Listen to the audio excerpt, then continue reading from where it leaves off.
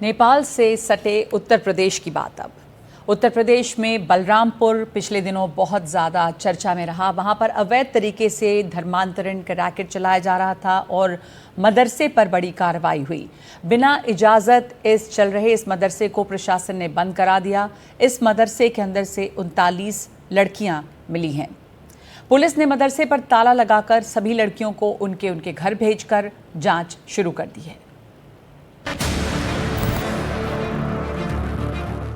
UP के बलरामपुर का ये वही मदरसा है जहां पुलिस की छापेमारी के बाद कई सनसनीखेज खुलासे हुए हैं। जांच में इसे अवैध पाया गया है। इस पर्दाफाश से बलरामपुर एक बार फिर सुर्खियों में है। ये वही बलरामपुर है जो धर्मांतरण गैंग के सबसे बड़े सरगना छांगुर का गढ़ है।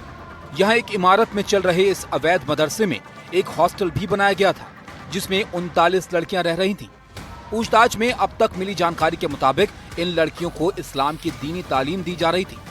फिलहाल पुलिस इस गहन जांच में जुट गई है कि इस अवैध मदरसे के पीछे किसकी साजिश है। फौरी तौर पर पुलिस ने हॉस्टल में रह रही सभी 39 लड़कियों को उनके परिजनों को सौंप दिया है। बलरामपुर चूंकि छांगुर का गढ़ रहा है, इसलिए पुलिस इस मामले में फूंक फूंक कर कदम रख रही है। पुलिस ने खुफिया जानकारी के बाद यहाँ छापेमारी की। छापेमारी के दौरान इलाके को छावनी में तब्दील कर दिया गया। जांच में मदरसा संचालक के पास कोई वैध दस्तावेज नहीं मिला। इस मदरसे का संचालन गुलाम मैनुद्दीन नाम का एक शख्स कर रहा था, जिसमें उसने एक हॉस्टल भी बनाया था। इस हॉस्टल में 39 लड़कियां रह रही थीं। इन लड़कियों को यहाँ दीनी तालीम दी जा रही थी। पुलिस ने इन छात्राओं को उनके परिजनों को सौंप दिया है और अवैध मदरसे को सील कर दिया है। इस मामले में बलरामपुर के एडिशनल एसपी का कहना है कि पूरे मामले की जांच सभी पक्षों को ध्यान में रखकर की जा रही है और जैसे जैसे जांच आगे बढ़ेगी मामले में आगे की कार्रवाई की जाएगी। पुलिस इस मामले की जांच अल्पसंख्यक कल्याण अधिकारी की मदद से कर रही है। वैध दस्तावेज नहीं मिलने के बाद इसे सील कर दिया गया और जांच के साक्ष्यों के आधार पर कानूनी कार्रवाई की जाएगी। जांच इसकी हो रही है कि घर में कैसे मदरसे का संचालन किया जा रहा था। क्योंकि बलरामपुर छांगुर का गढ़ है, इसलिए यहाँ के सभी मदरसों की जांच की जा रही है और अवैध तरीके से चलाए जा रहे मदरसों पर सख्त कार्रवाई भी की जा रही है। इसमें माइनॉरिटी अफसर को बुला करके इस मदरसे को सीज किया गया। यहाँ पूरी सर्चिंग की गई। कोई भी वैध दस्तावेज नहीं पाए जाने के नाते इसको सीज किया गया है। यहाँ पे जो भी पढ़ने वाली बच्चियाँ थीं उनको उनके अभिभावक के सुपुर्द किया गया है। अन्य बिंदुओं पर गहन जाँच की जा रही है। इस कार्रवाई के बाद इलाके में चर्चा तेज है कि आखिर इतने लंबे समय से ये मदरसा बिना अनुमति कैसे चलता रहा।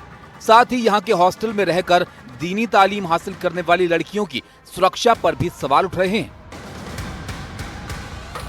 नेपाल की सीमा से सटे बलरामपुर में सीमा पार से अवैध तस्करी से लेकर के मदरसों में गलत काम और साथ ही धर्मांतरण की शिकायतें लगातार आती रहीं। पिछले महीने छांगुर गैंग का खुलासा होने के बाद से जिस तरह से धर्मांतरण का खेल चल रहा था, उसमें पुलिस को एक बहुत बड़ी सफलता मिली थी। अब मदरसों के खिलाफ जब जांच शुरू हुई तो पता चला कई ऐसे मदरसे हैं जो बिना रजिस्ट्रेशन के अवैध तरीके से संचालित हो रहे हैं। और इसी क्रम में एक ऐसा मदरसा जिसमें लड़कियों को न सिर्फ पढ़ाया जाता था बल्कि हॉस्टल की सुविधा देकर रखा जाता था। अब ये लड़कियां वहां सिर्फ दीनी तालीम हासिल करने के लिए रहती थीं या उनका पीछे कोई और मकसद था, इसको लेकर पुलिस जांच कर रही है। लेकिन फिलहाल इस अवैध मदरसे को सील कर लिया गया है।